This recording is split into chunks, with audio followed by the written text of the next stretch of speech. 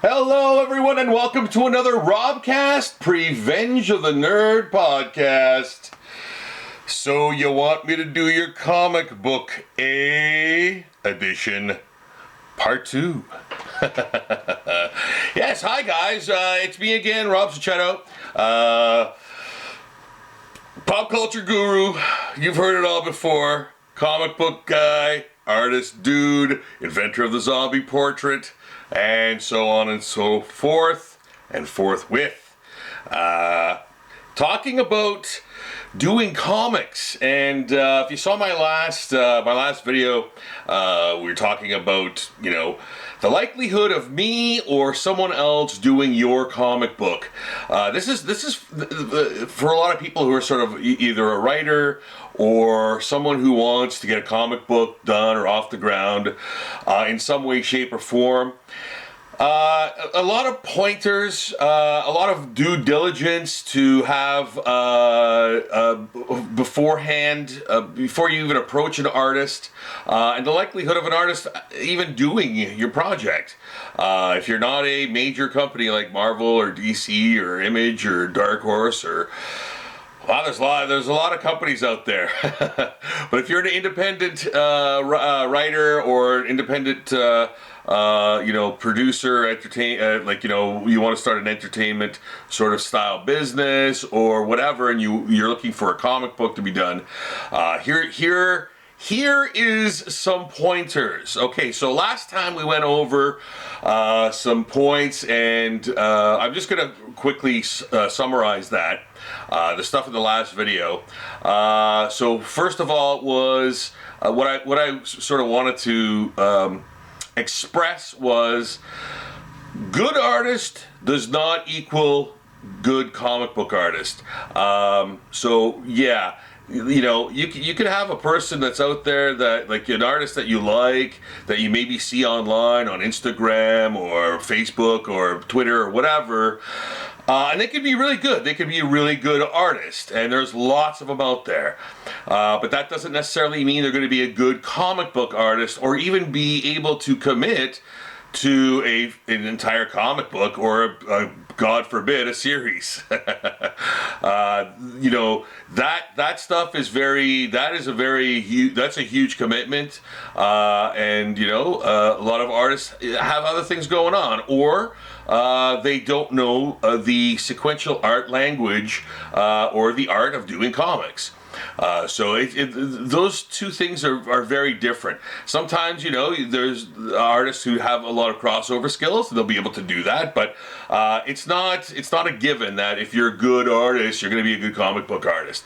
You might be a good cover artist or do good pinups and things like that, but it doesn't necessarily mean you'll be able to tell a story through art. Another thing is, so by that, when I'm saying that, I'm talking about tattoo artists, I'm talking about, like painters, people who do art, and, again, they could be fantastic doing that, but, they might not be as, they might not have the equipment, to do, comic books. The other thing was, you have to have a comic book script.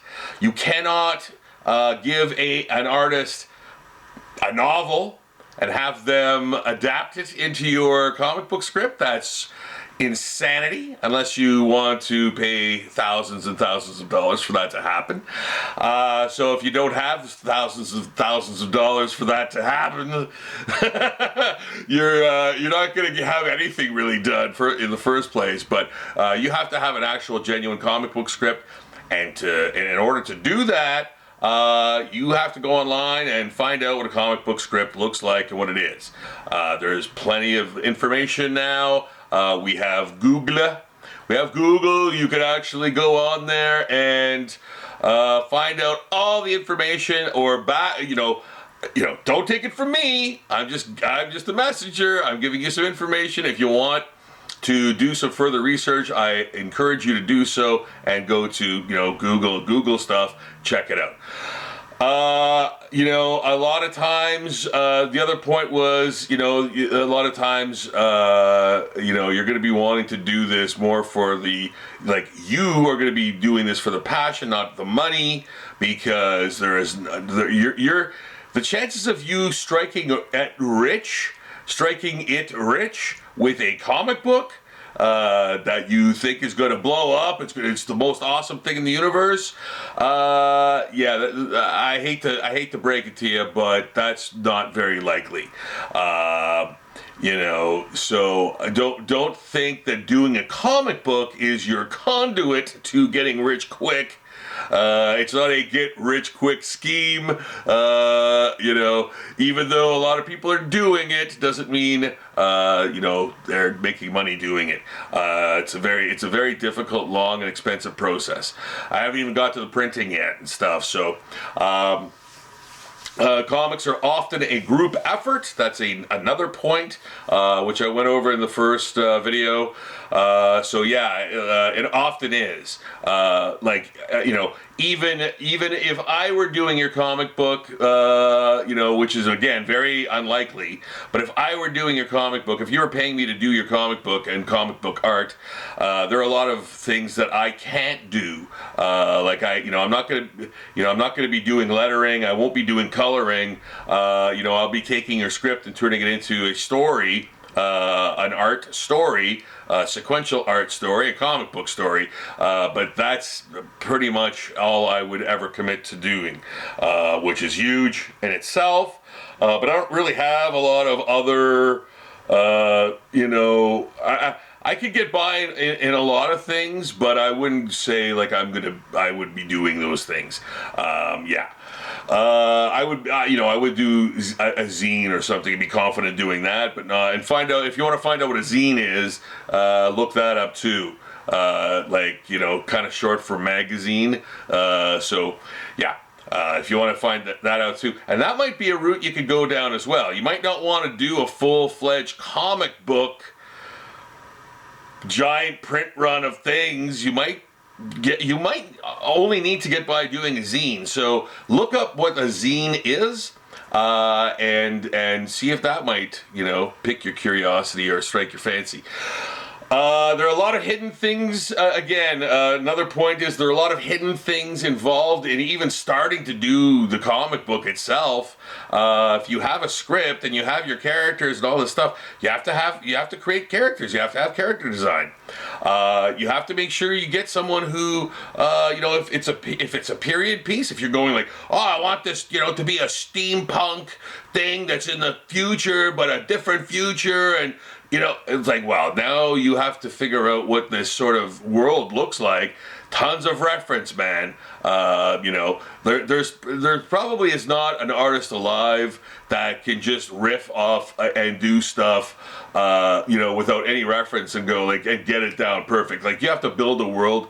And I know, you know, that's one of those things that's sort of, you know, bandied about a lot is world building and everything. But you kind of do. You have to kind of build your universe, you know, in the comic book story, and a lot of reference goes into that. Even present day stuff, like my Cape Fear comic takes place in present day. At least the main story does, and yeah, I mean, some of it takes place in Toronto.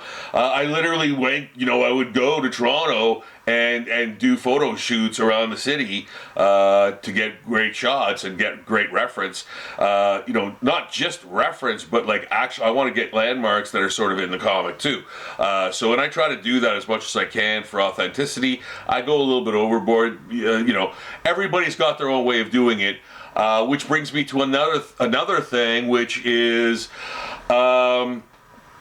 I kind of mentioned last time that, you know, this is the way you do comics. You got to do it this way, this way, this way.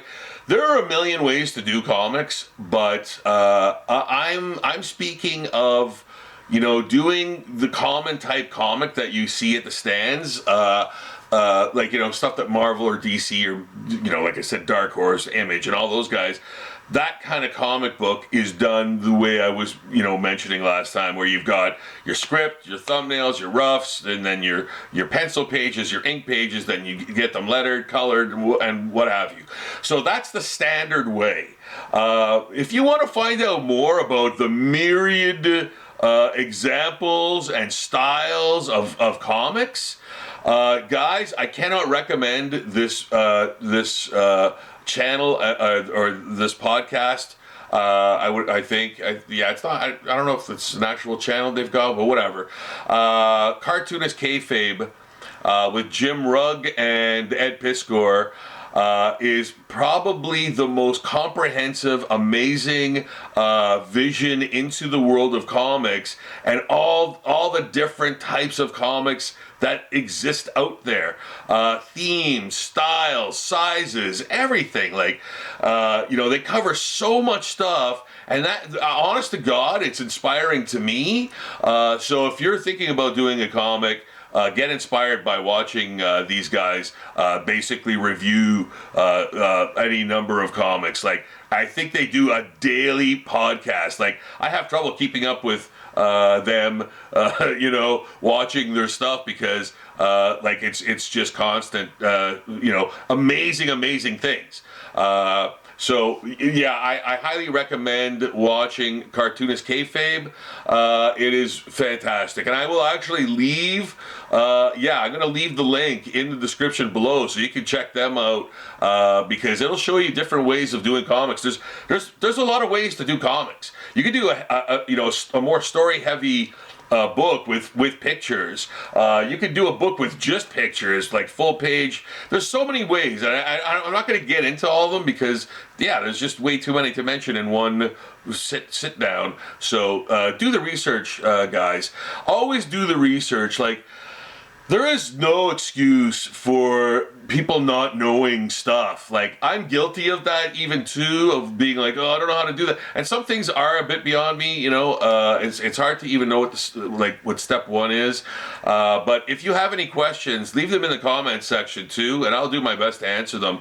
I've been down the road before. I've done the Cape Fear comic, and I've worked on other comics and stuff. I've worked on a lot of comics. I always forget literally how many comics I've done, stories I've done, even for other companies and things like that. I don't know why. I think it's so traumatic to me. I try to forget about it. It's a lot of work, man.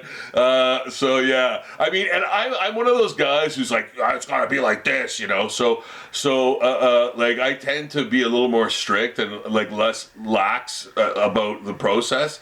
So I am nowhere near a perfectionist. I hate it when people say, oh, I'm a real perfectionist. Like, fuck off, man. People that are 1,000 times better than you are not perfectionists. So please don't say that. That's, if it's you want to be perfect, you're perfect, your own version of your own perfection, then sure, okay. But don't be I'm a perfectionist, because no, you're not. I'm not, and I look like this. I've devoted my entire life to my work, and I'm nowhere. I'm not. I don't, like I always say, I don't have it all my damn self. So I'm a perfectionist. I love that. Anyway, getting back on track. Now, the last thing I mentioned in the last video was crowdfunding, and I guarantee you don't have you don't have the money in your back pocket to fund a comic. So you're going to want to consult your local crowdfunding resource or platform, and that's usually I don't know if GoFundMe is a thing, is good for that. I've never tried it. I've never really looked into that. But Indiegogo, Kickstarter, there are a number of crowdfunding ventures out there that'll help you finance your comic. You have to really start well in advance. Like you have to start like a year or even more in advance to like get your shit together, because you have to basically create a crowd to fund. And you can't kind of do that last minute and go like, okay, the comic's done, crowdfunding, boom. Who am I pitching this to? Who am I selling this to? Where is my crowd? Well, you have to build that crowd up over time. So in order to do the crowdfunding thing correctly with the artist and all the other people involved in doing this, printing and all that, you have to kind of work backwards and go like, okay, how much is the printing going to be for X number of comics? How much is the artist going to, charge per page? What's the color? If there's color, how much is the colorist going to, charge? Or, you have to figure out what the price of the comic is to create and to produce. Your shipping. Right? You're shipping from the printer to you. You're shipping from you to the people who have thrown in for it, who have supported it. So like there's a lot of things to consider. But unless you have 40, 50 grand lying around to do your comic, you're gonna need that. Now, if you have 40, 50 grand lying around and you're going to do a comic, maybe then you can talk to me about it and I'll consider it.